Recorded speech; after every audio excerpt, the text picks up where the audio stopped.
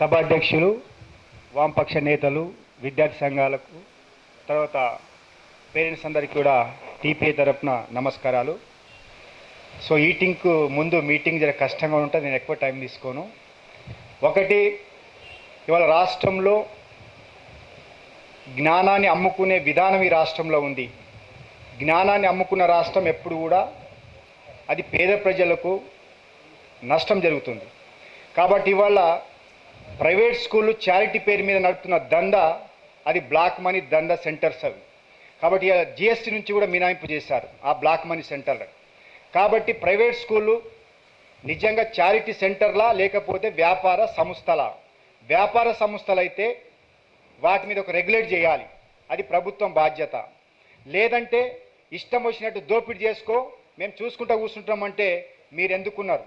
కాబట్టి ఇవాళ 33 లక్షల మంది విద్యార్థులు ఇవాళ ప్రైవేట్ స్కూళ్ళకి వెళ్తున్నారు. దాదాపు ప్రభుత్వ బడ్జెట్తో సమానంగా ప్రైవేట్ బడ్జెట్ వెళ్ళిపోతుంది. ఇవాళ పేరెంట్స్ 2 విధాల ట్యాక్స్ కడుతున్నారు. ఒకటి గవర్నమెంట్కి ట్యాక్స్ కడుతున్నారు, రెండోది ప్రైవేట్ స్కూల్లో కడుతున్నారు.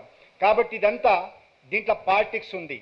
కాబట్టి ఇవాళ రాష్ట్ర ప్రభుత్వం వెంటనే, ఎందుకంటే మీరు పర్మిషన్ ఇచ్చారు ఈ యొక్క పాఠశాలకి, మీరు దోపిడీ చేసుకుంటే కూర్చోవడానికి వీల్లేదు. కానీ వాళ్ళు ఒక్క మాటలు చెప్పాలంటే మంచి ఎక్సైజ్ సిస్టమ్ తీసుకొచ్చారు తెలంగాణలో. అంటే ఎంతమందికి ఒక సెంటర్ పెట్టాలి, వైన్ షాప్ పెట్టాలి, బార్ షాప్ పెట్టాలి, ఎంతమందికి ఎంత రాపాలనో కూడా మీకు అంత లెక్కలతో కూర్చున్న ప్రభుత్వం ఇవాళ ఎంత మంచి చదువు చెప్పాలనో తెలియదా ఈ ప్రభుత్వానికి? విశ్వనగరం అని చెప్తున్నాం, రకరకాల మనం ఎక్స్పోజ్ అవుతున్న రాష్ట్రం అని చెప్తున్నాం. కాబట్టి తెలంగాణ రాష్ట్రంలో విద్య చాలా ప్రముఖమైన పాత్ర. ఈ అసమానత కొనసాగడానికి వీలేదు. కాబట్టి తక్షణమే ఇవాళ ఇది సీజన్ మూమెంట్ లాగా చేయొద్దు. ముఖ్యంగా వామపక్షాలు ఉన్నారు, వామపక్ష పార్టీలు ఉన్నాయి, విద్యార్థి సంఘాలు ఉన్నాయి. ఏదో ఈ జూను జూలై వరకు అయ్యే మూమెంట్ కాదు ఇది. ఇది నిరంతరం జరగాల్సిన పోరాటంగా భావిస్తూ దానికి మేము తెలంగాణ పేరెంట్స్ అసోసియేషన్ తరఫున మీతో మేముంటామని కోరుకుంటూ తక్షణమే ఇవాళ ప్రైవేటు పాఠశాలలపై ఒక నియంత్రణ చట్టాన్ని తీసుకురావాలి. ఆ నియంత్రణ చట్టం వస్తే తప్ప ఇవాళ పేరెంట్స్కి న్యాయం జరిగే పరిస్థితి లేదు. ఇవాళ జీవోల వల్ల అయ్యే పని లేదు, ఇవాళ ఆర్డినెన్స్ వల్ల అయ్యే పని లేదు. ఇది చట్టమే తీసుకురావాలి. చట్టం తీసుకొస్తే తప్ప పేరెంట్స్కి న్యాయం కాదు.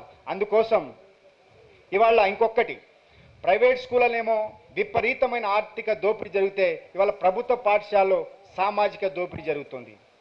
ఇవాళ సామాజికంగా చెప్పేవాళ్ళు ఎవరైతే టీచర్లు కూడా ఉన్నారో వాళ్ళ స్కూల్ కూడా మంచి చెప్పే పరిస్థితి లేదు. ఇవాళ దళిత సంఘాల గురించి మాట్లాడే టీచర్స్ ఉన్నారు, వాళ్ళ స్కూళ్ళలో కూడా మంచి చెప్పే పరిస్థితి లేదు. కాబట్టి ఇవాళ ప్రభుత్వ పాఠశాల నమ్మకం పోయి ఇవాళ ప్రైవేటు వైపున వెళ్తే అక్కడ విపరీతమైన ఆర్థిక దోపిడీ జరుగుతున్నది. కాబట్టి సమాజం మార్పు కోరుకునేవాళ్ళు, విద్యా అభివృద్ధి డెవలప్మెంట్ కోరుకునేవాళ్ళు వీళ్ళందరూ ఐక్యమై, ముఖ్యంగా పేరెంట్స్ రెడీ ఉన్నారు. ఇంతకుముందు నారాయణ సార్ చెప్పినాడు, సీసీ కెమెరాలకు భయపడితే ఈ మూమెంట్ నడవదు. సీసీ కెమెరాల ముందు ఉండవలసిందే. దీంట్లో డైరెక్ట్ పేరెంట్స్ ఇన్వాల్వ్మెంట్ అయితే తప్ప ఈ సక్సెస్ కాదు.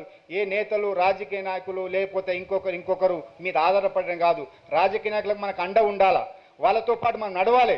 రాజకీయ నాయకులకు అండగా ఉంటే తప్ప ఏ పార్టీ అయినా కావచ్చు, మనం అండగా ఉండాలి. పేరెంట్స్ ఇది పొలిటికల్ కాబట్టి పొలిటికలైజ్ చేస్తే తప్ప ఇవాళ ఒక బలమైన చట్టం వచ్చే అవకాశం లేదు. కాబట్టి మనం చట్టం కోసమే పోరాటం చేయాలని కోరుకుంటూ దానికి మేము కూడా మీతో ఉంటామని తెలియజేస్తూ సెలవు తీసుకుంటున్నా. Thank you very much.